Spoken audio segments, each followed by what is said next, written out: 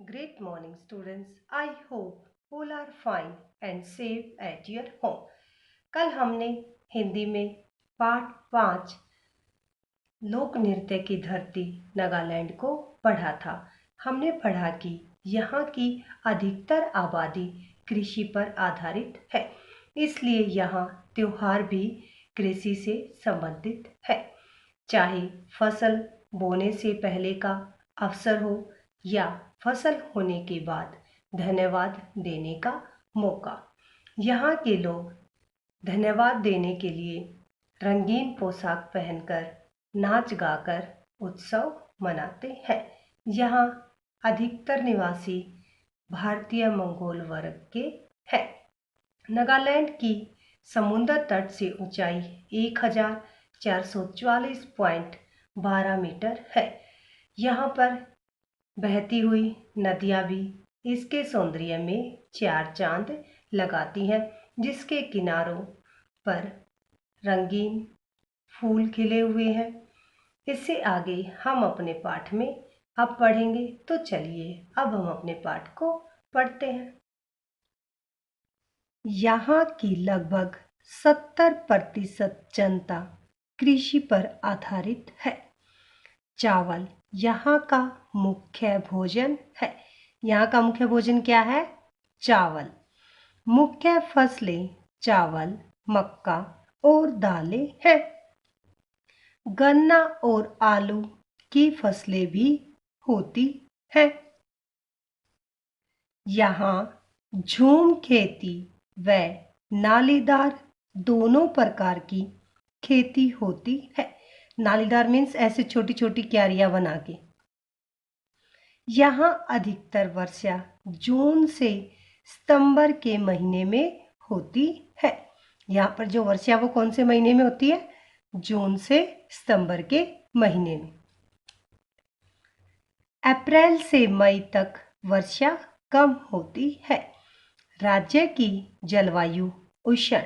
उष्ण एक शब्द है जिसका अर्थ होता है गर्म। राज्य की जलवायु कैसी है? गर्म। और आर्द्र है। आर्द्र मीन्स होता है नम।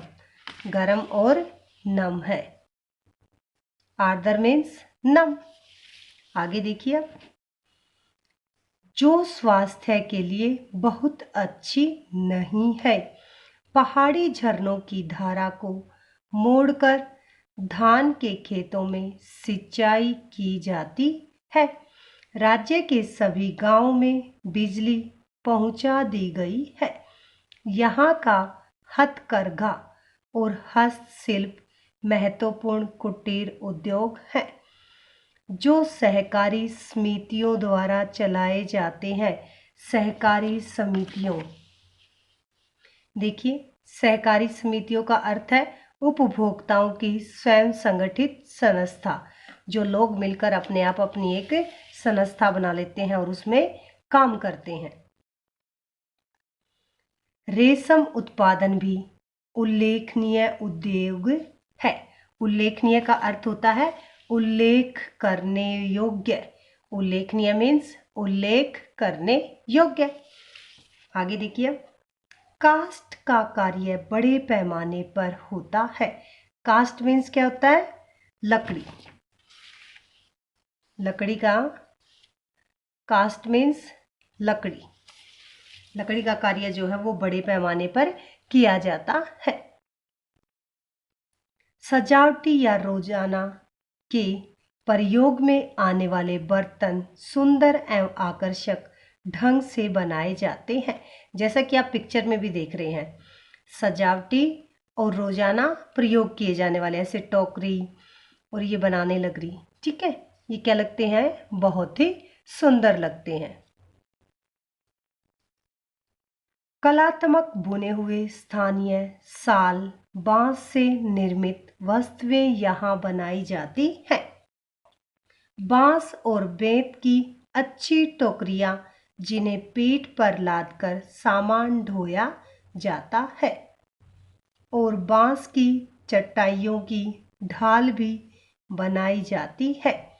दीमापुर में चीनी मिल, औद्योगिक संस्थान फल एवं सब्जी प्रसंस्करण तथा स्टोरेज संयंत्र भी है। संयंत्र क्या होता है? यंत्रों औजारों का समूह। संयंत्र यंत्रों औजारों आदि का समूह। राज्य में राष्ट्रीय राजमार्ग, प्रांतीय राजमार्ग, जिला तथा ग्रामीण सड़कों की कुल लंबाई लगभग 10,000 किलोमीटर है। दीमापुर शहर रेल वायु मार्ग से जुड़ा हुआ है। जो दीमापुर शहर है वो किससे जुड़ा हुआ है? रेल वायु मार्ग से।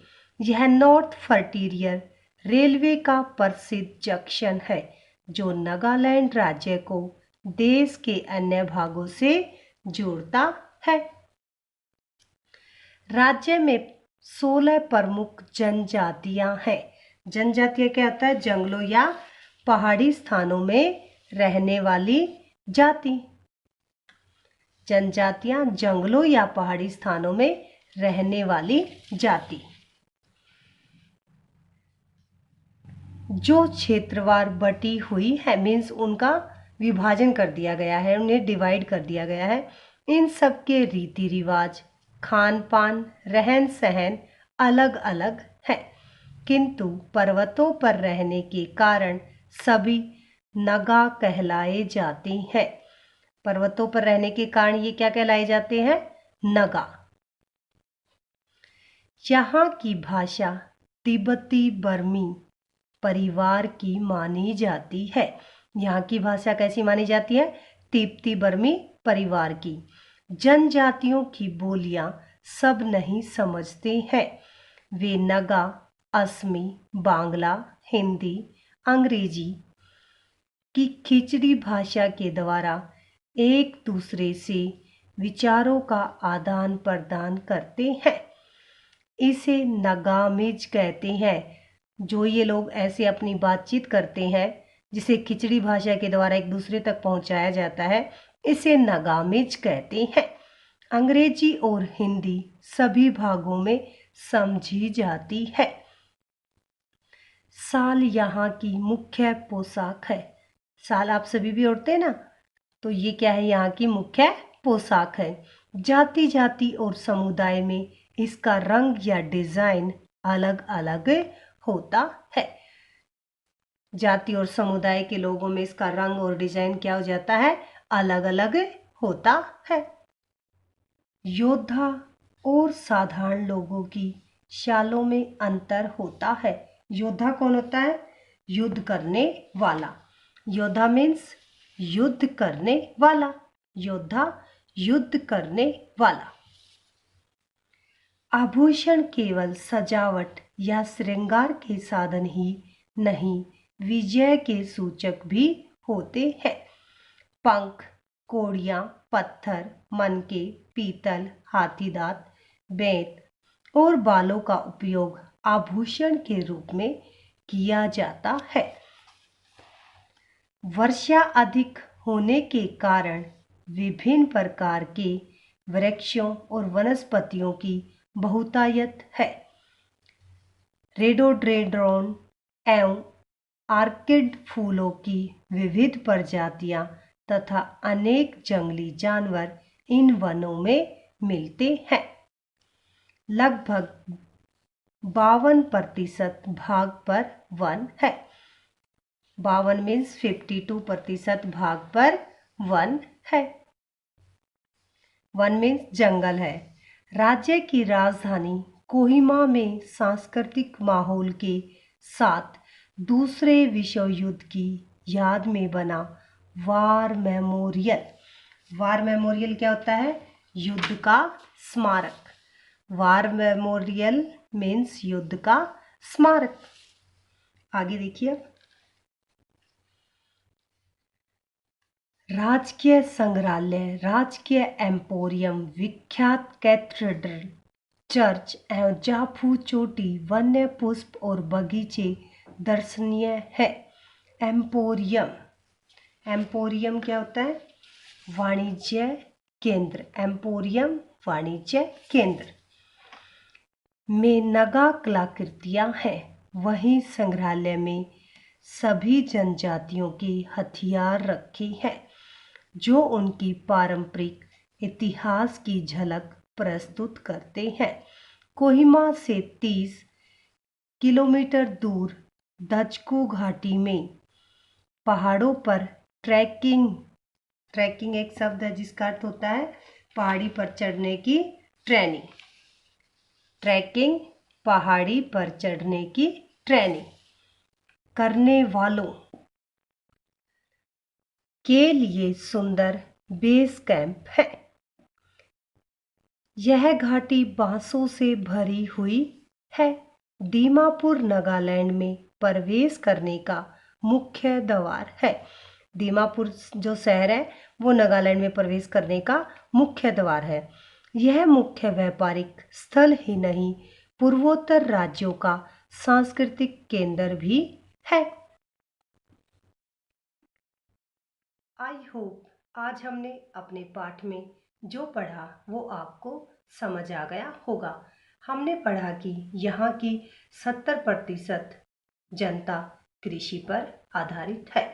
चावल यहाँ की मुख्य फसल है।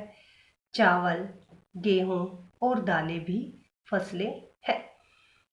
हथकरघा और हस्तशिल्प यहाँ का कुटीर उद्योग है।